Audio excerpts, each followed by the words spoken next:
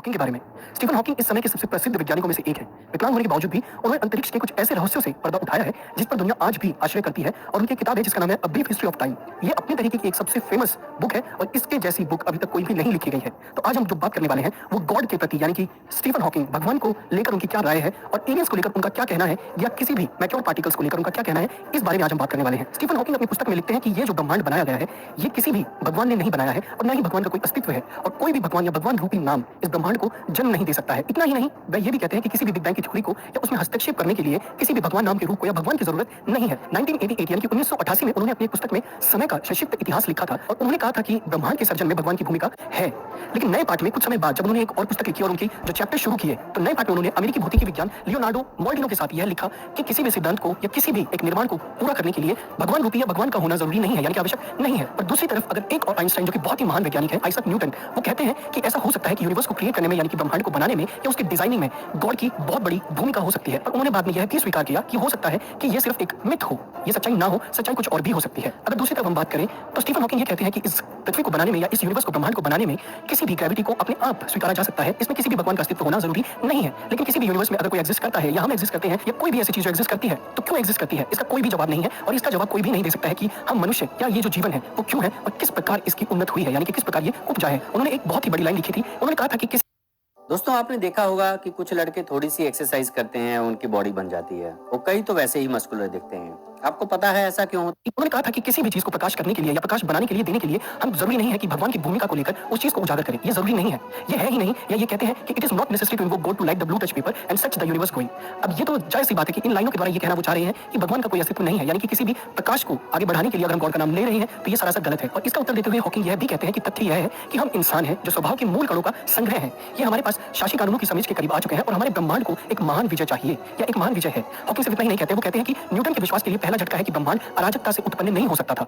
1992 में हमारे सूर्य के अलावा किसी भी अन्य स्टार की कक्षा में घूमने वाला ग्रह अवलोकन था। यह हमारे ग्रहों की परिस्थितियां, एकल सूरज, पृथ्वी, सूर्य की दूरी और द्रव्यमान भाग्यशाली संयोजन जो कम उल्लेखनीय है और सबूत के रूप में बहुत कम सम्मोहक है कि धरती को ध्यान से हमें इंसानों को खुश करने के लिए तैयार किया गया था, और यही संयोग वह लिखता है। हॉकिंग भी यही कहते हैं और हॉकिंग की लाइनों में भी यही पढ़ने को मिलता है कि इस चीज को अगर हम कहें तो इसका कोई प्रूफ नहीं है कि हमें क्यों बनाया गया, पर हमें तैयार किया गया था सिर्फ एक इंसानों की खुशी के लिए, इससे ज्यादा शायद कुछ भी नहीं। उनका तो यही कहना है। और हॉकिंग पहले ब्रह्मांड के निर्माण में भगवान की भूमिका को स्वीकार करने के लिए प्रकट हुए थे।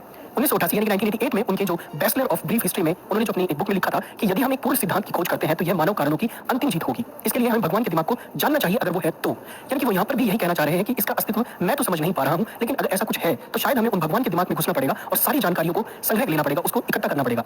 और भौतिकी विज्ञान को लेकर हॉकिंग ने सिर्फ इतना ही नहीं कहा, उन्होंने यह भी कहा कि एलियंस का होना बहुत ही वाजिब हो सकता है। और ये बिल्कुल इस तरीके के होते हैं कि जैसे हमारे हाथों में बैक्टीरिया, जो कि हमें दिखाई तो नहीं देते हैं पर होते जरूर हैं। इस बात को तर्क देते हुए काफी लोगों ने उनको बहुत तरीके से प्रोत्साहन करने की कोशिश जरूर की, लेकिन कोई भी आज तक यह प्रूफ नहीं कर पाया कि किस तरीके से एलियंस का आना जाना या आवागमन होता है। ये तो तय है क्योंकि बड़े बड़े वैज्ञानिक अगर कोई बात कह रहे हैं कि एलियंस का आवागमन होता है या होता था तो ऐसा जरूर होता होगा। और नासा में अब भी कई तरीके के प्रयोग ऐसे चल रहे हैं। या मैं कहूं कि एरिया 51 का जो पूरा का पूरा डिपार्टमेंट है वो यह कबूलता है, उनमें से कुछ लोग जो बाहर आए वो यह कहते हैं कि एलियंस का कोई ना कोई ऐसा रूप जरूर है जो हम आपको नहीं बता सकते हैं, बट वो एग्जिस्ट करता है। और ये इतना शक्तिशाली हो सकता है कि बैक्टीरिया जो हाथ में नहीं दिख रहे हैं पर अगर वो हमारे अंदर चले जाते हैं शरीर में तो वो हमें बहुत नुकसान पहुंचा सकते हैं।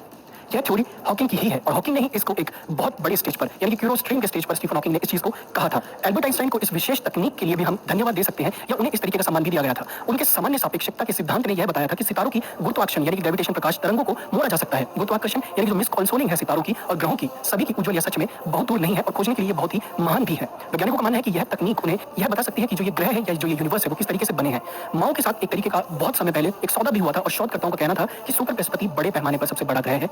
गैलेक्टिक ब्लैक्स में स्टार को घेरते हुए 21,000 प्रकाश वर्ष दूर सॉर्डिन जैसे एक साथ पैक किए जाने वाले सितारों का एक गुच्छा। इसके अलावा अब हमें मौसा के उपमान को सुपर बृहस्पति में बदलना होगा क्योंकि यह एक उत्तीर्ण है और इससे ज्यादा हो सकता है कि अगर हम चाहें तो पास्ट में जाकर इन चीजों का पता लगा सकते हैं कि किस तरीके से पृथ्वी का निर्माण हुआ होगा। और अगर हम स्टीफन हॉकिंग को ले लें या एल्बर्ट आइंस्टाइन को ले लें, दोनों का यही मानना है। शुरू में तो दोनों ने यही कहा था कि गॉड का एग्जिस्टेंस है, बट कुछ समय बाद दोनों ने, अगर हम कहें कि वो पलट गए या जब उन्हें सच्चाई का पता चला होगा, तो दोनों ने यही कहा था कि गॉड का एग्जिस्टेंस नहीं है। ये सिर्फ एक तरीके का भ्रम पैदा करता है या सोसाइटीज को डिलीब्रेट करता है या उन्हें बांटने का काम करता है, इससे ज्यादा कुछ भी नहीं। और साइंस में भगवान का कोई भी रोल नहीं है। बट दूसरी तरफ अगर हम बात करें कि एल्बर्ट आइंस्टाइन ये कहते हैं कि कुछ ना कुछ ऐसी एक एनर्जी है, उसे कॉस्मिक एनर्जी का नाम भी दिया गया है, लेकिन वो एनर्जी किस प्रकार काम करती है उसका कोई भी प्राप्त रूप से कोई निर्माण नहीं है, यानी कि उसके बारे में कुछ पता नहीं है। अगर हम स्टीफन हॉकिंग की बात करें तो कॉस्मिक एनर्जी के बारे में स्टीफन हॉकिंग भी चर्चा करते हैं, पर ये कौन सी एनर्जी है उन्हें भी नहीं पता है। तो स्टीफन हॉकिंग और एल्बर्ट आइंस्टाइन अगर दोनों के बारे में, दोनों के दिमाग का अगर हम निष्कर्ष निकालें तो दोनों की बातें एक जैसी ही लगती हैं। दोनों बहुत ही महान वैज्ञानिक हैं, पर इस ब्रह्मांड की उपज को लेकर अब तक भी कोई सामने नहीं आ पाया है।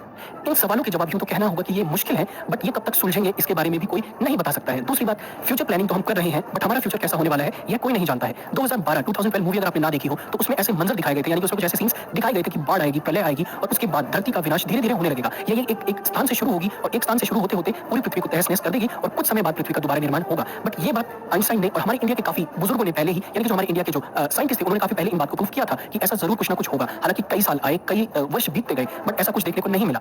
बट अगर हम यहाँ पर किसी भी बड़ी पुस्तकों को ले लें तो हर पुस्तक में यह लिखा हुआ है, धार्मिक ग्रंथों में या धार्मिक पुस्तकों में, कि कभी ना कभी इस पृथ्वी का विनाश जरूर होगा और यह दोबारा एक नए सिरे से नए प्रमाण के साथ में शुरुआत करेगी अपना, और धरती को एक नया रूप मिलेगा। बट साइंटिस्ट की बात माने, अगर हम धर्म ग्रंथों की बात माने तो हम उलझ कर रह जाएंगे। तो अब इस चीज को यह कहना सही होगा कि ये जो चल रहा है इसे वहीं छोड़ देना चाहिए। और दूसरी बात कि अगर किसी भी चीज का कोई प्रमाण सामने आता है तो हमें उसे मान लेना चाहिए, बट किसी की आस्था को ठेस नहीं पहुंचानी चाहिए। स्टीफन हॉकिंग ने यह बात भी कही थी कि हम अपने दिमाग से इस दुनिया को जान जरूर सकते हैं, बट इसके जो महत्व है वो उन महत्वों को जानना शायद उतना आसान नहीं होगा। तो क्या बात सच है और क्या बात झूठ है वो अपनी ही जगह स्थिर रहती है, और अगर कोई इसके खिलाफ कोई आवाज उठाता है तो शायद वो पागल हो या पागल करार उसे दिया जा सकता है। बट अब तक भी जो बातें सामने आई हैं वो यही थी, और स्टीफन हॉकिंग और एल्बर्ट आइंस्टाइन दोनों ने एक जैसी बातें कहने का दावा किया है। भगवान को भी और एलियन को भी, दोनों को लेकर दोनों की जो समानताएं हैं वो एक तरीके से देखी जाए तो एक जैसी ही लगती है, बट सच क्या है वो कोई नहीं जानता है। तो आज के एपिसोड में बस इतना ही। अगर आज का वीडियो अच्छा लगा हो तो यार लाइक करो, अपने दोस्तों के साथ में शेयर करो।